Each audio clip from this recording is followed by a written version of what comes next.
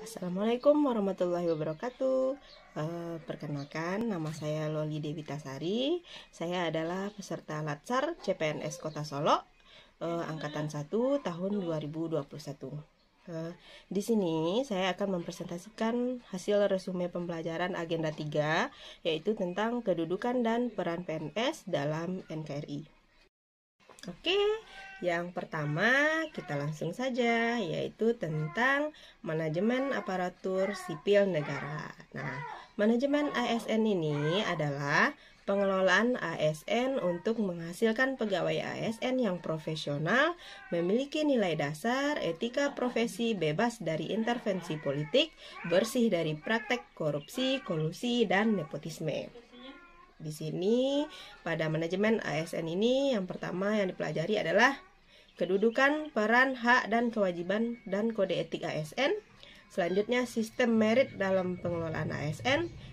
Yang ketiga yaitu mekanisme pengelolaan ASN.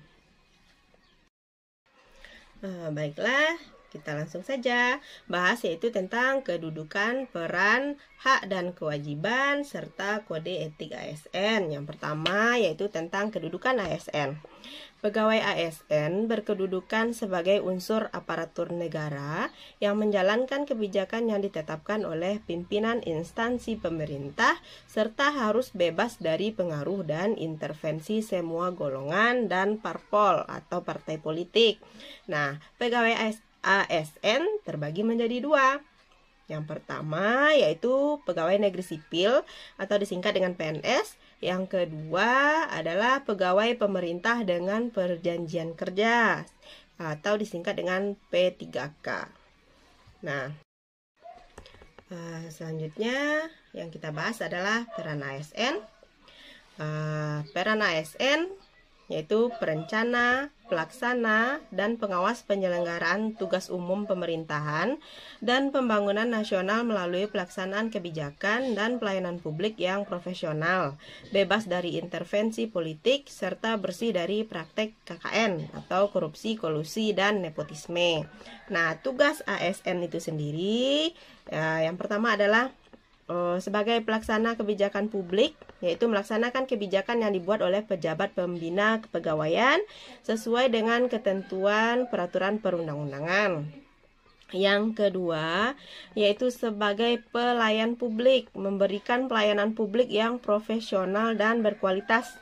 Nah, selanjutnya yaitu mempererat persatuan dan kesatuan negara Kesatuan Republik Indonesia atau NKRI. Kita lanjut. Hak dan kewajiban ASN. Nah, seperti yang sudah tertera di layar.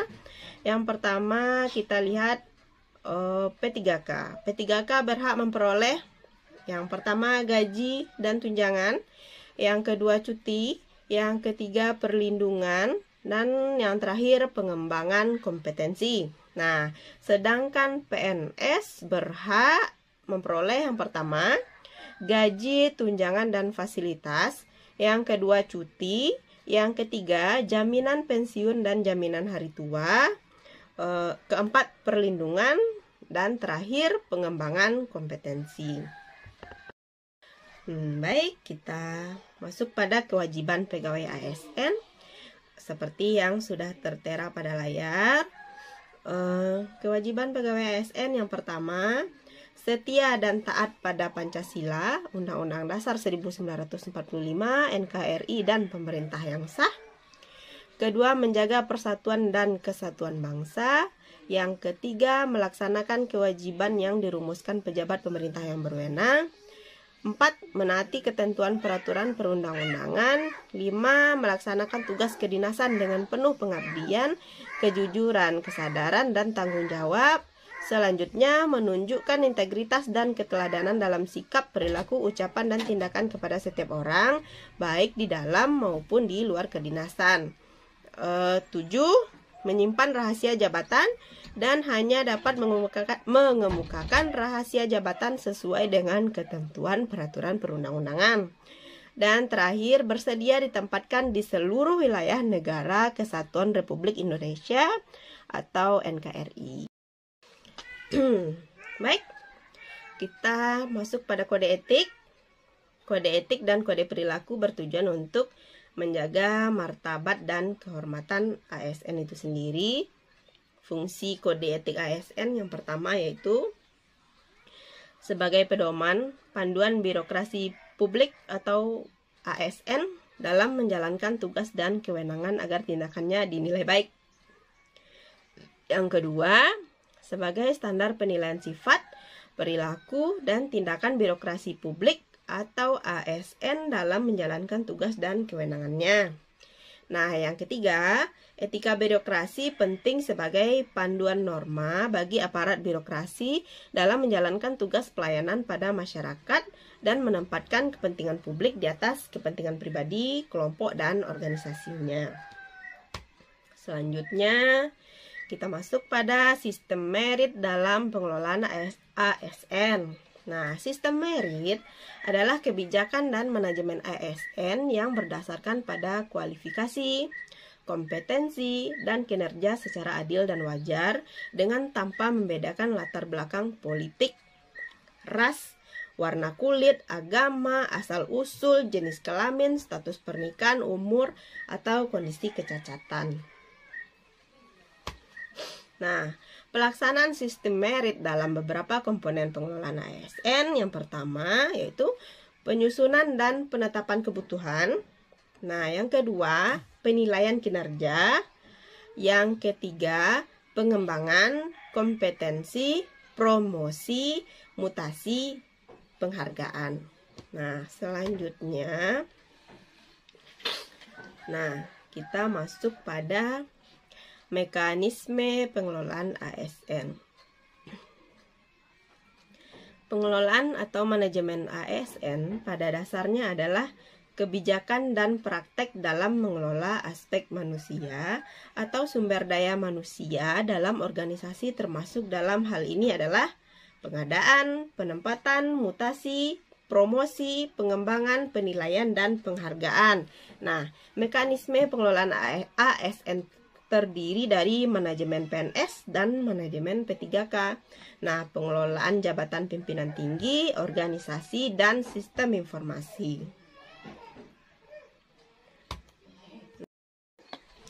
Baik, kita akan masuk kepada materi yang kedua. Ya, kalau yang pertama tentang manajemen ASN, yang kedua yaitu tentang pelayanan publik. Nah, dalam pelayanan publik ini kita akan membahas yang pertama yaitu konsep dan prinsip pelayanan publik. Yang kedua, pola pikir ASN sebagai pelayan publik. Selanjutnya yang ketiga, praktek etiket pelayanan publik. Nah, baik. Kita masuk pada yang pertama, konsep dan prinsip pelayanan publik. Nah, pengertian pelayanan publik itu sendiri. Nah, pelayanan publik adalah kegiatan atau rangkaian kegiatan dalam rangka pemenuhan kebutuhan pelayanan sesuai dengan peraturan perundang-undangan bagi setiap warga negara dan penduduk atas barang, jasa, dan atau pelayanan administratif yang disediakan oleh penyelenggara pelayanan publik. Nah, hakikat pelayanan publik yaitu pada hakikatnya pelayanan publik adalah pemberian pelayanan prima kepada masyarakat yang merupakan kewajiban aparatur negara sebagai abdi masyarakat. Oke, kita masuk pada kelompok pelayanan publik. Nah, yang pertama ada pelayanan barang. Contohnya penyediaan listrik, telepon, air bersih, dan lain sebagainya. Selanjutnya yaitu tentang pelayanan jasa. Nah, contoh dari pelayanan jasa ini adalah pendidikan, pos, kesehatan, dan lain-lain. Yang ketiga yaitu pelayanan administratif. Nah, contohnya SIM, KTP, akte, juga lain-lain. Nah, selanjutnya kita masuk kepada penyelenggara pelayanan publik. Nah, yang pertama instansi penyelenggara negara. Yang kedua, korporasi atau BUMN atau BUMD. Selanjutnya yang ketiga, lembaga independen yang dibentuk dengan undang-undang untuk kegiatan pelayanan publik. Yang keempat, badan hukum lain yang dibentuk untuk kegiatan pelayanan publik itu sendiri. Nah, kita akan bahas selanjutnya unsur utama dalam pelayan publik. Unsur utama dalam pelayanan publik. Nah, seperti yang ada pada layar, yang pertama yaitu organisasi penyelenggara pelayanan publik. Nah, selanjutnya adalah penerima layanan atau pelanggan, orang atau masyarakat atau organisasi yang berkepentingan. Terakhir adalah kepuasan pelanggan. Selanjutnya, prinsip-prinsip pelayanan publik. Yang pertama, partisipasif. Kedua, transparan. 3, responsif. 4, non-diskriminatif. 5, mudah dan murah. 6, efektif dan efisien. 7, aksesibel. 8, akuntabel. Dan ke-9, berkeadilan. Seperti yang ada pada layar. Kita lanjut. Pola pikir ASN sebagai pelayan publik. Nah, budaya pelayanan publik yang pertama, birokrasi harus memiliki kode etik untuk mengatur hal-hal apa saja yang secara etis boleh dan tidak boleh dilakukan. Nah, yang kedua, pegawai ASN harus menerapkan budaya pelayanan dan menjadikan prinsip melayani sebagai suatu kebanggaan. Ketiga, birokrasi harus memiliki kode of conduct, bagaimana cara birokrasi bertingkah laku dalam memberikan pelayanan kepada masyarakat. Nah, yang keempat, birokrasi harus memiliki etika profesionalisme sebagai seorang birokrat. Fundamen pelayanan publik. Pertama, pelayanan publik merupakan hak warga negara sebagai amanat konstitusi.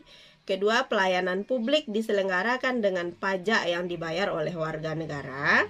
Yang ketiga, pelayanan publik diselenggarakan dengan tujuan dan fungsi tidak hanya memenuhi kebutuhan-kebutuhan dasar, tapi juga untuk mencapai hal-hal yang strategis bagi kemajuan bangsa di masa yang akan datang. Selanjutnya, pelayanan publik harus memberikan perlindungan kepada warga negaranya. Kita masuk kepada prinsip-prinsip pelayanan prima. Nah, yang pertama, harus responsif terhadap pelanggan atau memahami pelanggan. Yang kedua, membangun visi misi pelayanan. Ketiga, menetapkan standar pelayanan dan ukuran kinerja pelayan. Yang keempat, pemberian pelatihan dan pengembangan pegawai terkait bagaimana memberikan pelayanan yang baik. Terakhir, kelima, memberikan apresiasi kepada pegawai. Nah, kunci peningkatan kualitas pelayanan. Nah, yang pertama, merespon cepat. Yang kedua, kita harus senyum. Yang ketiga, kita harus ramah. Yang keempat, kita sabar. Kita harus mampu meredam emosi sebagai pelayan publik. Selanjutnya, kita harus disiplin. Kita harus tulus. Selanjutnya, kita harus mendengarkan apa yang diinginkan oleh pelanggan. Nah, selanjutnya kita harus peka. Kita harus menghormati, kita harus saling membantu, tidak segan mengucapkan maaf atau terima kasih. Kita harus menawarkan solusi, kita harus fokus, dan kita 100% on time dapat dipercaya. Nah, selanjutnya praktek etiket pelayanan publik.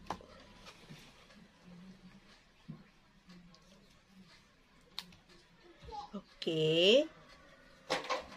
Nah, sekarang kita lihat dulu pengertiannya. Nah, ada etika, ada etiket.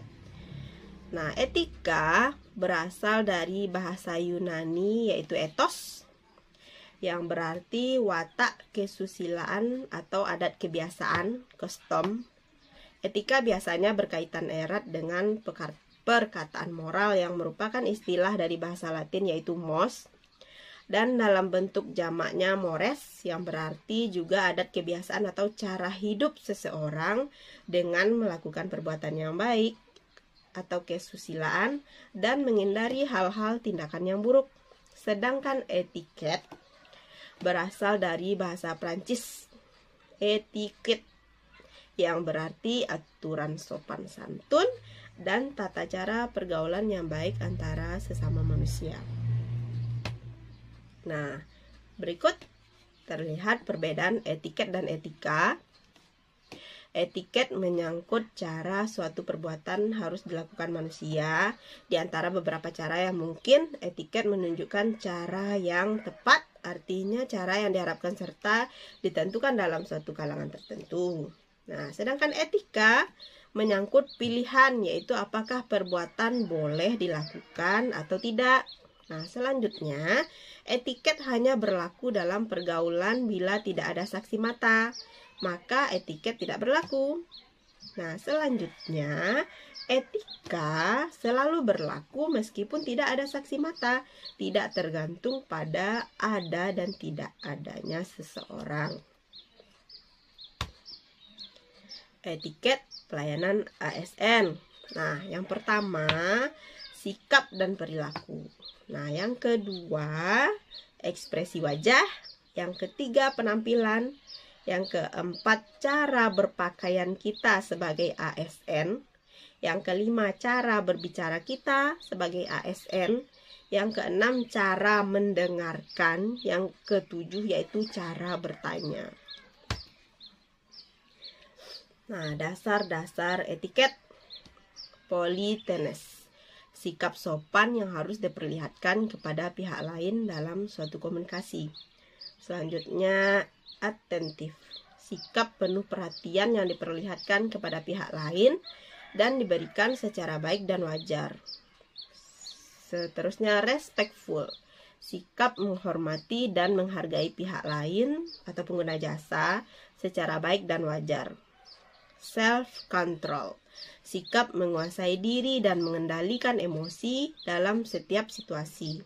Nah, selanjutnya, kooperatif, sikap suka menolong pihak lain yang memang membutuhkan pertolongan, sementara kita sebenarnya sanggup dan mampu memberikan pertolongan.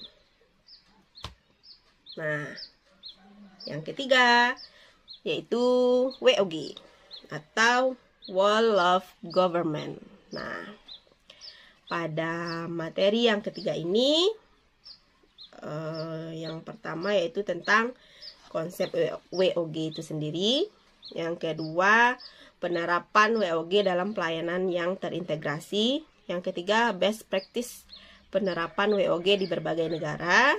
Selanjutnya, implementasi WOG dalam perspektif kebijakan di Indonesia. Nah, yang pertama, konsep WOG. Apa itu WOG atau Wall of Government? Nah, menurut United States Institute of Peace atau USIP, WOG adalah sebuah pendekatan yang mengintegrasikan upaya kolaboratif dari instansi pemerintah untuk menjadi kesatuan menuju tujuan bersama. Juga dikenal sebagai kolaborasi kerjasama antar instansi aktor pelayanan dalam menyelesaikan suatu masalah pelayanan. Nah, sedangkan menurut laporan APSC, agen layanan publik bekerja lintas batas untuk mencapai tujuan bersama dan sebagai respon terpadu pemerintah terhadap isu-isu tertentu. Nah, WOG pada dasarnya adalah sebuah pendekatan fungsi dalam ruang lingkup koordinasi yang lebih luas guna mencapai tujuan bersama dalam pembangunan kebijakan, manajemen program, dan pelayanan publik. Kita masuk kepada penerapan WOG dalam pelayanan yang terintegrasi. Nah, ada tantangan praktek dalam WOG ini. Nah, yang pertama yaitu kapasitas SDM dan institusi. Nah, kapasitas SDM dan institusi-institusi yang terlibat dalam WOG tidaklah sama. Perbedaan kapasitas ini bisa menjadi kendala serius ketika pendekatan WOG. Misalnya, mendorong terjadinya merger atau akuisisi kelembagaan di mana terjadi penggabungan SDM dengan kualifikasi yang berbeda. Selanjutnya yang kedua, yaitu nilai dan budaya organisasi. Seperti halnya kapasitas SDM dan institusi, nilai dan budaya organisasi pun menjadi kendala manakala terjadi upaya kolaborasi sampai dengan penyatuan kelembagaan. Nah, yang ketiga yaitu kepemimpinan. Kepemimpinan menjadi salah satu kunci penting dalam pelaksanaan WOG. Kepemimpinan yang dibutuhkan adalah kepemimpinan yang mampu mengakomodasi perubahan nilai dan budaya organisasi serta meramu SDM yang tersedia guna mencapai tujuan yang diharapkan. Nah, praktek WOG dalam pelayanan publik. Nah, seperti yang sudah tertera, yang pertama yaitu pelayanan yang bersifat administratif. Yang kedua, pelayanan jasa. Yang ketiga, pelayanan barang. Yang keempat, pelayanan regulatif. Nah, selanjutnya, pola pelayanan publik. Nah, yang pertama, pola pelayanan teknis fungsional. Yang kedua, pola pelayanan satu atap. Yang ketiga, pola pelayanan satu pintu. Yang keempat, pola pelayanan terpusat. Nah, kita masuk pembahasan selanjutnya, yaitu best practice penerapan WOG di berbagai negara. Nah, prasyarat best practice. Nah, yang pertama, adanya budaya dan filosofi baru. Nah, yang kedua, cara kerja baru dalam hal pembangunan kebijakan manajemen program dan atau pelayanan publik. Nah, yang ketiga, akuntabilitas dan insentif. Keempat, cara baru pengembangan kebijakan, desain program dan pendekatan pelayanan. Nah, selanjutnya, manfaat WOG. Nah, WOG meningkatkan efisiensi, sharing informasi, lingkungan kerja, daya saing, akuntabilitas, koherensi kebijakan. Nah, menurunkan biaya, pemborosan, duplikasi pekerjaan, inkonsistensi kebijakan, serta waktu penyelesaian layanan tertentu.